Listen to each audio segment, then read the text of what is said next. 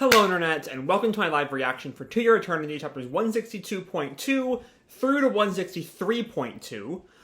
When we last left our heroes, following the graduation day in 161, 3 years passed, and we saw a little bit of how everyone's doing, their sort of current statuses.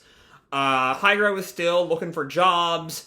Kai is pretty settled in like the sword workshop, blacksmithy place, but like no one really gets swords anymore, so he's still like down work. But the two of them head back to the Aoki house, where we see March has grown into a 4th grader. Her friends are sort of picking on Messar because Messar is not going to hurt a bunch of kids. And Kai learns from Aiko that Yuki has made good progress in telling the world about knockers. There are still problems when we check in on the old occult club. We see that like people by and large don't really believe that knockers are real, but are much more interested in them as a kind of cryptid. And so they've been working with Michi to like convince people of that. But people believe that Michi is just a CGI thing. And so they're plotting ways to spread the word out about knockers. Unfortunately, they're still allied with Hirotoshi, who continues to be the worst. However, a problem arises when Sumika follows Michi to the house, or to the apartment, because Michi forgot her keys. She accidentally overhears Yuki mentioning that the original Michi is dead and has been replaced by a knocker. It's a really clunky line of dialogue there, but it gets the job done. And we leave off with Sumika realizing the truth about Michi. So that said, let's dive right on into 162.2, right here like this, part 2. And we open with not quite the Sumika stuff, but back with Michi, who just says, "I'll do it. I'll reveal myself as a knocker." And the whole gang, it's Yuki, Tamaki, Senba, Fushi, and you-know-who, all react with shock. Yuki, huh? Are you sure? But Fushi tells her, "Wait, you know you can't. We were just talking about how that would hurt the people around you." But Hirotoshi mentions, what if we piled on some makeup to make her look different? "No, I'll appear like this. I don't mind if Sumika and Tamori find out." Well, we'll see how Sumika deals with it right now, because she is listening. "I want everyone to recognize me for what I am. I don't want to live by deceiving people anymore." And everyone sort of is takes in Michi's determination there. Including, there's a special focus on Fushi there. I don't know. We'll see exactly if that's touched Fushi in a special way, in like a particular way, given that Fushi himself is not human. I don't know. But they hear outside, "Excuse me." "Oh, wait, I ain't anyone suspicious or nothing." And they all realize that's Sumika. Especially Michi, who is well aware what Sumika sounds like. It's Hirotoshi and an older Memori, who looks to be, is Memori middle school age now? I thought she was around March's age, but that looks to be a middle school uniform. "Memori, someone was here. I still don't like Hirotoshi being anywhere near that girl. She needs a restraining order." But Memori holds out her hand, holding Michi's key. "She asked me to deliver this." And Michi looks at it, "Our house key." And Fushi calls out, "You think it was Sumika?" And Senba chimes in. "She didn't hear what we were discussing, did she?" But Michi, realizing that's exactly what it means, runs out of the apartment to chase after her. Fushi calls, "Michi!" I forgot I couldn't use arrows on Crunchyroll's manga reader. But we see Michi follows Sumika to this like plane. Sumika! I'm sorry, Sumika. You heard us talking, didn't you?" And Sumika just yells back, "I don't know what you're talking about, or what you are." But Michi just confesses, "Sumika, I'm not Michi. I'm a knocker." So, I had thought that, like, the Michi knocker had replaced Michi to the point that, like, she was Michi. Because Michi died as a baby. So everything that is Michi is the knocker. So Michi's not quite right here. She is still Michi. "I'm sorry I tricked you. I've always wanted to tell you. But Sumika can't even bear to look at her, which is understandable, considering the revelation that Michi just, like, threw in her lap. Sumika. And then there's this flash of lightning that scares Michi. And the rain starts falling down just for drama. And Michi just calls out, Sumika. And Sumika gets farther and farther away. And Michi stares dejectedly and turns around, failing to reach her sister. And then another flash of lightning, and Michi cringes again. And Sumika returns to, like, comfort her. That was scary. I almost jumped out of my skin. But we see Sumika's been, like, holding back tears from everything she's learned. Why don't we head home? And Fushi watches in the distance as Sumika chooses to accept Michi's status as a knocker. Nothing has really changed. And she's not changing how she feels about her sister just because she's an alien possessing her sister's corpse. Don't think too hard about that. But still growing, despite it being a corpse. My point being, corpse was kind of the wrong word to use there when I thought about it for half a second. But anyway, so that sort of is the all clear for Michi to come clean about being a knocker publicly, now that, like, the one worry being Sumika now knows. Or there's still Tamori, but, like, I don't think that's going to be too big a deal if Sumika's on board with Michi's identity. But yeah, it's a I wish we had a little bit of more from Sumika to sort of, because, like, this chapter very clearly puts the perspective with Michi, so we don't really see Sumika working through all the shit she just learned, which is, earth-shattering. And I hope I wish we kind of gotten some time to spend with Sumika. We might still spend, we might get a Sumika-focused chapter that, like, puts this scene into Sumika's perspective. I don't know, we'll see. Let's just go right along to chapter 163, What Was Born, Part 1. And we see people, like, gossiping in the street. Hey, did you see that video on the Occult Club's channel? I love they're still calling themselves the Occult Club. Like, that's like their global name is real cute. Huh? What do you mean? Nono-chan revealed her face. Huh? And we see Michi removing the Nono mask. Ladies and gentlemen, hello. I am Nono. This is me. And we see Fushi on the rooftop, like, watching this video. And we see people all over Yanome watching it too. I think everyone already knows, but I'm a knocker. And in the stories, I was your enemy. But not anymore. And we see Aiko and Kai and Hyra watching the video as Messar continues to be harassed by 4th graders. Which, like, I don't know. I think Messar just spending his days getting harassed by an army of 9-year-olds is really funny. But there is that, but not anymore, is a very interesting line, considering we know there are still knockers around. Mizuha's father's final threat has not gone anywhere. There's no longer any reason for us to fight. And we see an older Funa and Kasabe and Nagisa, they seem to be Sansaki for some reason, at, like, a movie theater watching this. The people around us taught us that we can be just like humans. And I think this is, like, that's definitely Michi on the left of this bottom panel of page 2. I guess that's Sumika and Tamori. I've never been quite let me see if I can find what Tamori looks like. I only remember her because, like, she's been named a couple times. But she has no wiki article, so I don't know. I don't know what her name is. Or not what her name is, I don't know what she looks like. So maybe that is Tamori? Because I could see the middle one being Sumika.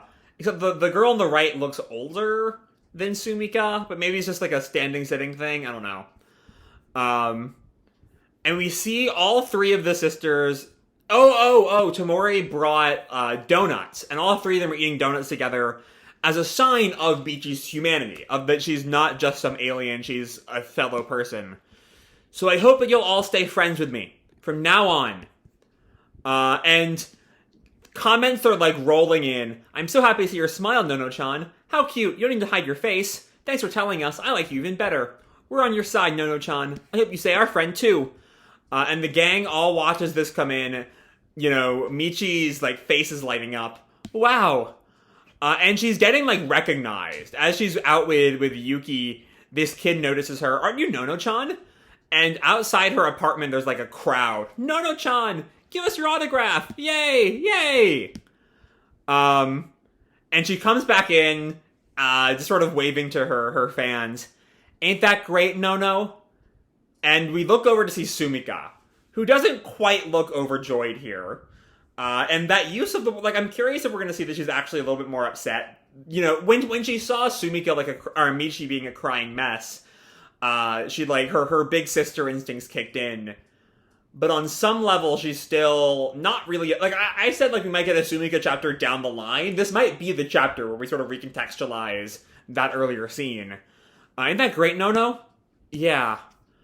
And she looks over and she sort of smiles at Sumika, and we see these pictures of the initially deathly ill Michi before the knocker took over, and then an older, not, still very young, but older Michi. And then we see a news article. But are we sure about this? And we see Michi just sitting in an empty classroom. The kids are not going in there, and they're all gathered outside the room looking in. And the teacher comes in, but what are you kids doing out here? Get to your seats. But Sensei, Michi-chan is... And then the other kid corrects her, no, she's Nono now. The knocker.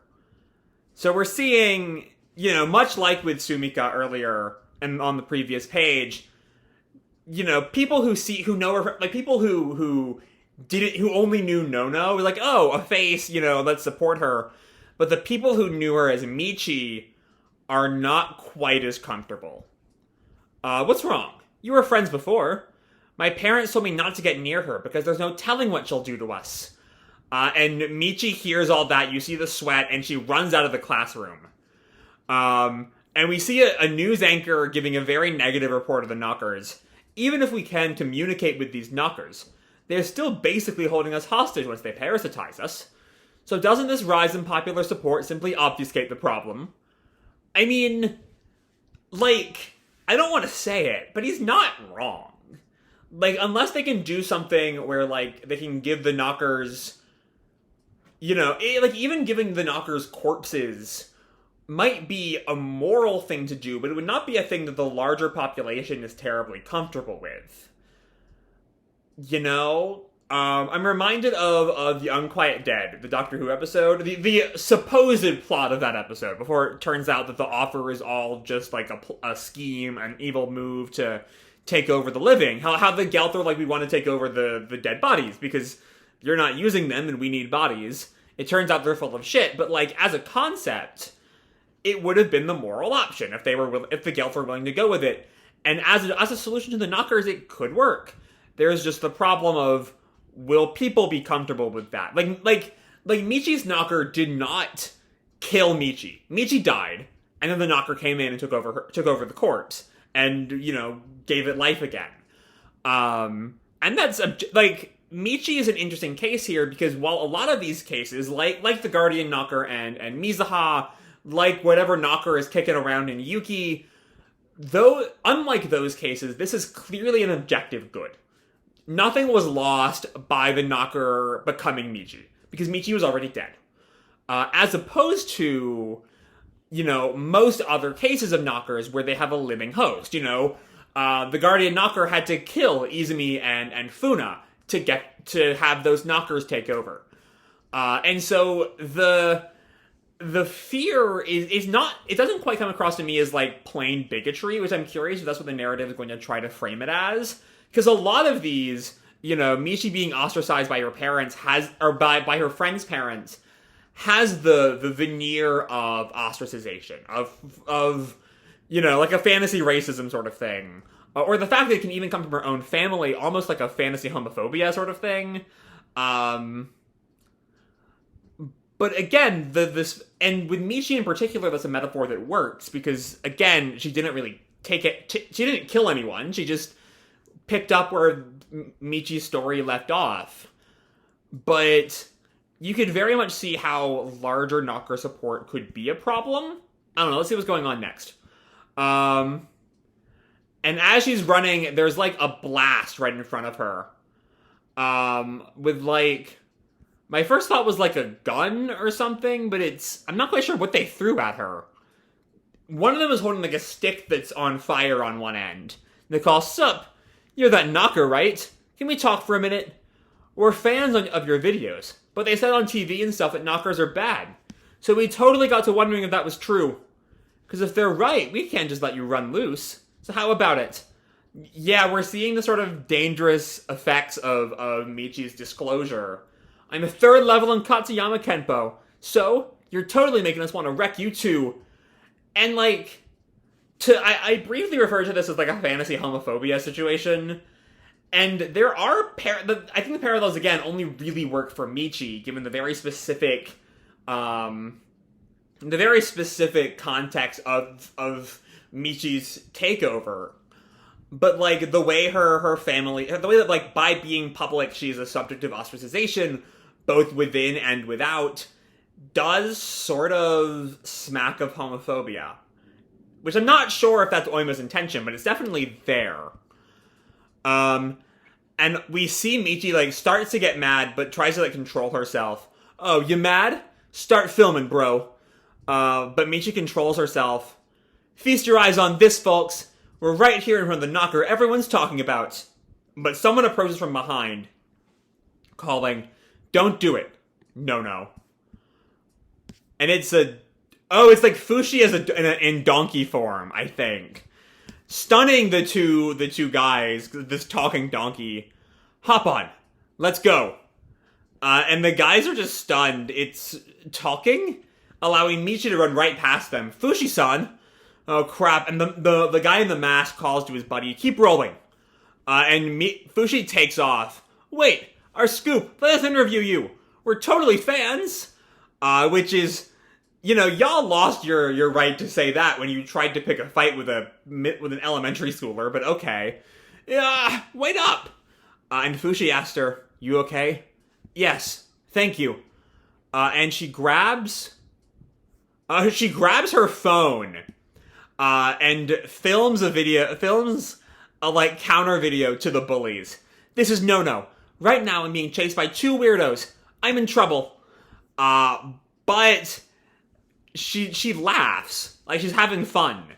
Despite all of the bullying, there is, I can attest to this, there is a freedom to sort of being publicly yourself, in ways that you can't really describe. Like, I went with the anti-queer bigotry metaphor not out of ignorance there.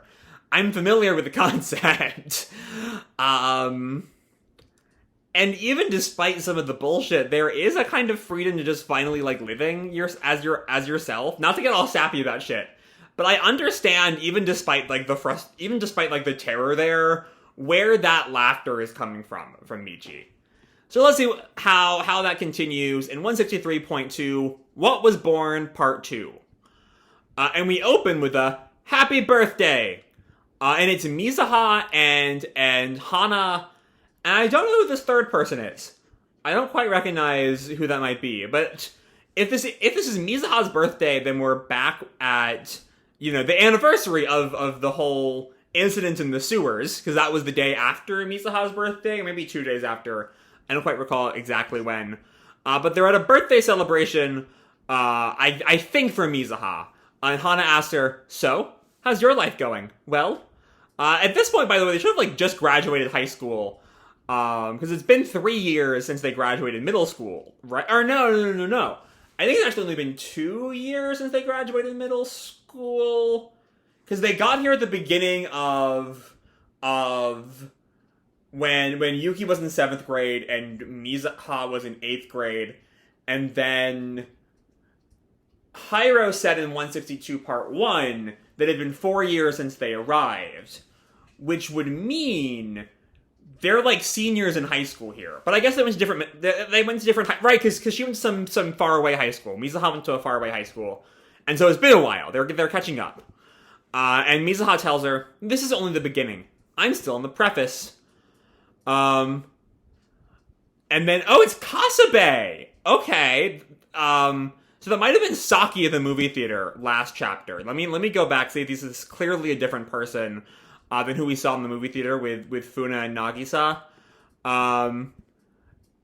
Yeah, I'm gonna go on a limb. It's not quite clear because like it's sort of not a terribly detailed image there, but I'm gonna say that was Saki and not Kasabe. Because I think I said that was Kasabe. I might have said it was Saki actually. I don't quite remember, but this is Kasabe, not Saki. So Kasabe mentions Mizuha-san is first in our grade in math and physics. I take a lot of pride in having gone to the same middle school as her. And Hana notes, wow, I hear you two were in the same class, Kasabe-san. So yeah, they are distinctly still in high school. Yes. Because Kasabe says is, not was, so they're definitely still in. I just saw this line on the next panel there that would have thrown that into question, but the is very clearly they're seniors. But Kasabe notes, yes, it took a lot of effort. And Hana then turns to Mizuha. Then that's what you're studying in college too, Mizuha? Something like that. What about you, Hana?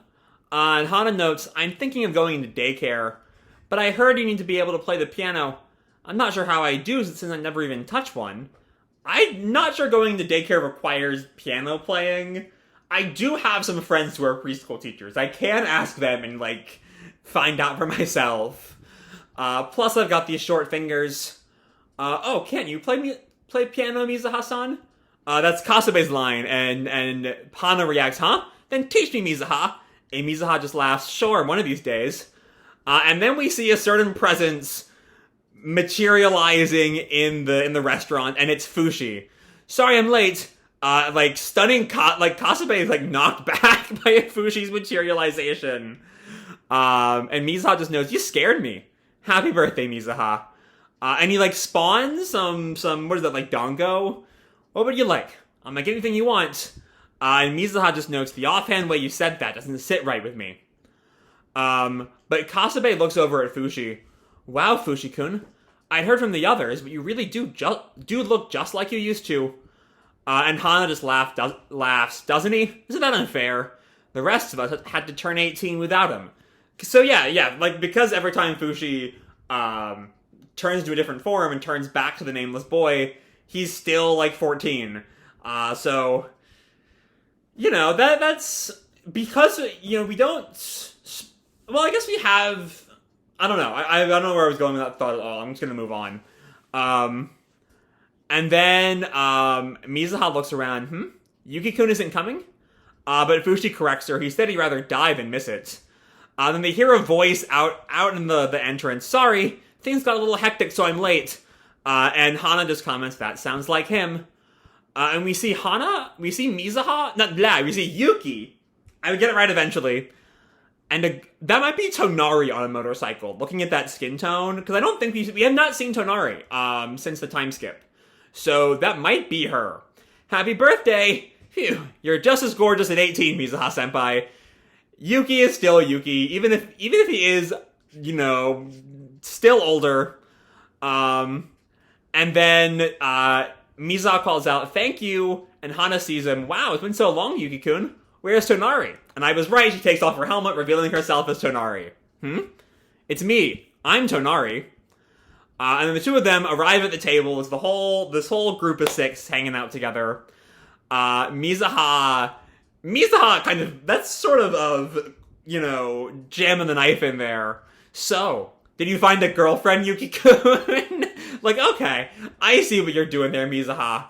It's a little mean-spirited, given that she's well aware of his feelings for her. But Yuki laughs, oh no, not even close. I'm too busy making videos. And Mizuha notes, oh, I do watch your channel, the Knocker one. Yeah, I guess you would watch it about knockers, Mizuha, after your whole relationship with them.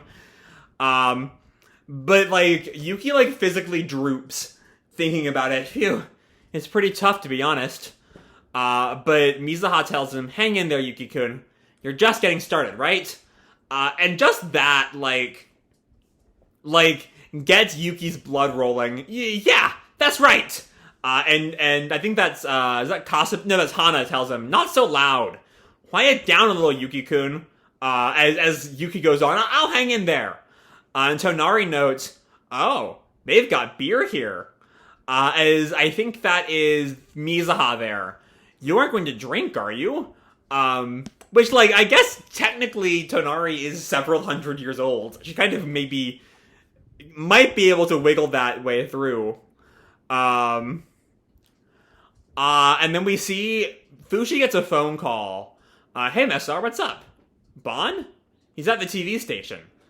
He has to, like, walk away because thanks to this conversation with Messar. Huh? You spent all your money? And Tonari, wanting to get drunk, calls out, "Oh, waiter! No, absolutely not. That's drunk driving. Stop her, Hana." But Fushi tells her, yeah, I don't know why I'm getting all my names wrong this chapter. It is the third chapter of one video. I do start to get a little out of it by now.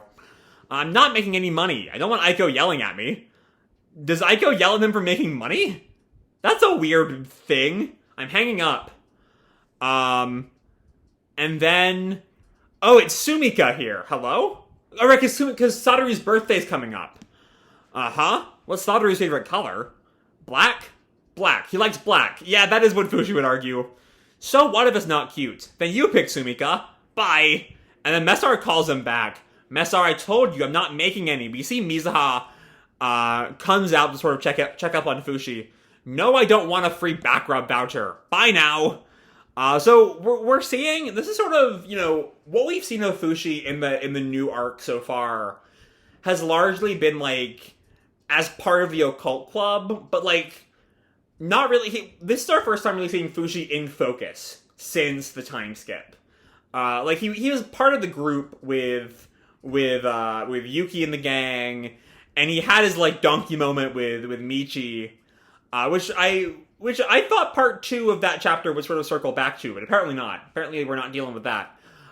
In which case, I don't know why they wouldn't make 163 part 1, 162 part 3, because it does feel much more tied to 162 than to this chapter, at least so far. Again, we'll see. And, you know, the machinations of Oima's structure, like, chapter structure, will always remain a mystery. My point being, we're seeing Fushi sort of in this kind of, like, the helper role. He's constantly fielding phone calls from Sumika and Messar, and maybe others we just haven't seen yet. But Mizuha comes out and greets him. Sounds like you're busy. I feel like a handyman. You need something? And Mizuha tells him, I figured out what I want for my present, so I came to tell you. What is it? A word. Word? I want you to say, okay. That's gonna be suspicious. I don't know. Let's see what Mizuha's up to. You know, I still think he's a little suspicious. We'll see. Like, I want you to say, you know, the next panel, let's read that too, before I start making thoughts. What for? Starting now, I want you to say nothing but okay. Don't say anything else. And Fushi does the sensible thing. It sounds like you're trying to get me to agree to something weird, which, you know, given where we left Mizuha off, I understand the fear. Please, only for the next 10 minutes, okay? And Fushi just starts, okay. After today, I'm leaving forever. Okay. I'm moving, and that takes Fushi aback. I'm moving overseas. Now that the world is learning about knockers, they're paying more attention to the Guardians. So we're going to establish our base overseas. She's still with the Guardians? After everything the Guardians did? I mean, maybe she's trying to, like, change it from the inside, and, like, you know, everyone got de-knockerized and was, like, realized how badly they fucked up, I guess. But still, at a certain point, you can just dissolve the Guardians. Like, they're not doing anything anymore. They're not doing anything important anymore. You can just get rid of them. But that's not all. We still have a lot of followers. So I want to use them to do something with the knocker problem that's being debated. I think that I have that duty as someone who knows about knockers. So actually, with that bit there, I can see the way this ties into part 1, as we saw the beginning of that debate with Michi's unmasking. And now Mizuha's concern is solving that problem. I want to make this a world you'll like and care about. I plan to leave right away, on a flight tomorrow. And I have a favor to ask. Would you keep where I am a secret from the others for a while? I know you can tell where I go. I don't want to see them sad anymore. And Fushi starts to say, I'll come visit you soon, but she shushes him. Okay. And Fushi, remembering his agreement, just says, okay. I'm not going to ask you to come visit. Just feeling I'm here is enough. Knowing where I am in the world, knowing that there's a girl who looks like me named Mizuha. Which is, I guess, a much more healthy response. I guess, like, over the past couple years, I suppose she's handling her romantic feelings for Fushi much better than he did in the past. Because this still feels very much, especially this bit here, this line, feels very tied up in her romantic feelings for Fushi. But anyway, Fushi just notes, okay. And she looks down and tells him, I have one last request. For the next 30 seconds, would you close your eyes? And it looks like she's getting closer to, like, kiss him while his eyes are closed. And then we cut to a shot of a palm tree. Fushi opens his eyes. And no, Mizuha just left already. Not tomorrow, left tonight. And he always being the kind of person to check up on his friends, throws a rope into the ground to, like, sense where she is. And then he goes back to the party. You're late, Fushi. Who's on the phone? Huh? Where's Mizuha? And that's where we leave off. Just, reintroducing Mizuha just to, like, bid her farewell. Though I will say, I do kind of predict that, like, this is not going to be farewell to Mizuha. I don't think Mizuha is coming back to Yanome anytime soon, but I do think wherever she ends up is going to end up kind of the center geographically the center of the story for a while. So yeah, let's talk about all three of these chapters together just for a bit, before I really focus on 163 Part 2. So we spent a lot of time focusing on Michi, and my initial complaint about that, like, it felt like we dealt with Sumika's concerns about Michi a little too quickly in 162 Part 2. I don't think that's actually what's going on here. Looking at that short little scene in 163 with Sumika, the bit, Ain't That Great, Nono, where she very clearly calls her by her knocker name, by, like, the nickname she came up with the guys, that feels very much not the right answer. It's very much Sumika holding her at a distance, I think. And I don't want to read too deep into it, but, like, it might just be the black and white. But I think this is actually the first time we've seen Sumika in a dress. And it looks like a mourning dress. Like something you wear to a funeral. And that feels very much to remind us that, like, despite, Sumika's initial sort of comforting Michi as a sister, now that this is out, there is this sort of gulf between them that I hope gets resolved. I hope the answer is not just treat Michi like a completely different person. Who she is forever changed. Though I do like the divide between people who knew Michi in real life and people who only ever knew her as Nono. I brought that up earlier. That, like, people who saw her as this masked knocker are like, oh, she has a face now. There's, she's a person just like us. And people who knew her as Michi are now only seeing her as a knocker. And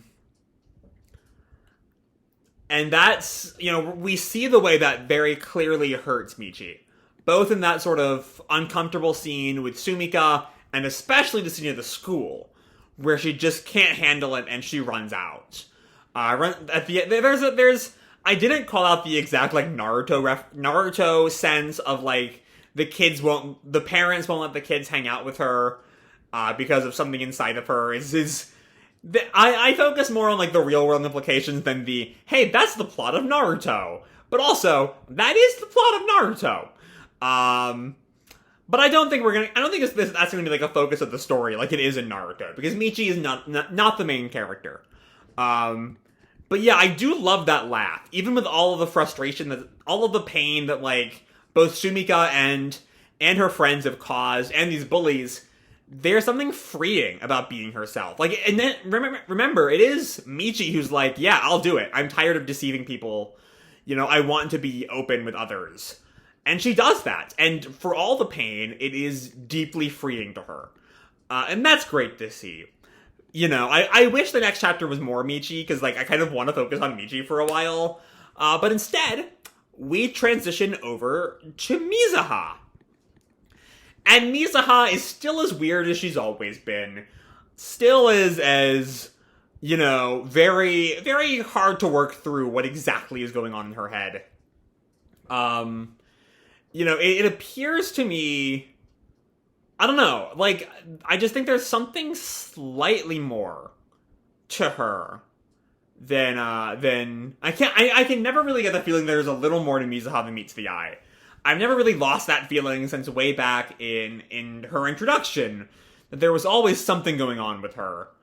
I don't know, I still just find the idea the Guardians are still around as weird. Like, at a certain point, you get rid of your cult. When you realize your cult has done no good in the world and just a shit ton of harm for the past few centuries, you say, okay, it's time for the cult to end. And Mizuha is instead, I don't know, like also, one of the things about the Guardians in the present era is that the idea of them as a religion, as a widespread religion, never really, like, I never got the sense that anyone outside of the handful of cultists and the Hayase line ever really, you know, like, the Guardians were not really a big force, apart from the handful of people we know who are members. Like, this idea they have so many followers around the world, I don't know, I just never really felt that. They never really felt like a big force. I don't know. I'm not quite sure what it would look like if it did feel like they were this big religion, but it still comes across a little weird. I don't know. The thing about the Mizuha bit here is that I don't think we're in any way done with Mizuha. I don't feel like Oima brought Mizuha back just to, like, ship her off. And so I think this is the sort of scene we're gonna have to, like, come back to in the future to really sort of explore, how this is informing future Mizuha decisions. Because again, I do think wherever she goes overseas is the place. Is like the place where the next arc is going to largely be set. But there's still a lot of fun here. I like just sort of, you know, everyone reconnecting. It's been a few years since they were all together. And so they get to have some time and hang out. And like, for a very, very brief moment, we don't get to see a lot of it, but for a very brief moment, they come across as old friends. Then Fushi leaves, and that whole vibe kind of leaves with it. But, like, there is the sense that these people do have a shared history, and the shared history has led to bonding. A lot of that shared history was very painful, was fighting a monster and watching your classmates nearly get murdered, but it still was bonding. And so it is cute. And there's that Mizuha bit that I just can't help thinking is going to be something to keep an eye on going forward. But for now, we just have to sort of wait and see where Oima is going with that. So with that said, I'm going to leave this video off here. Hope you'll enjoy the chapter and the video itself. If you did, feel free to drop me a like or subscribe, or, you know, do whatever makes you happy, you know? And as always, your life is your own, okay? Bye!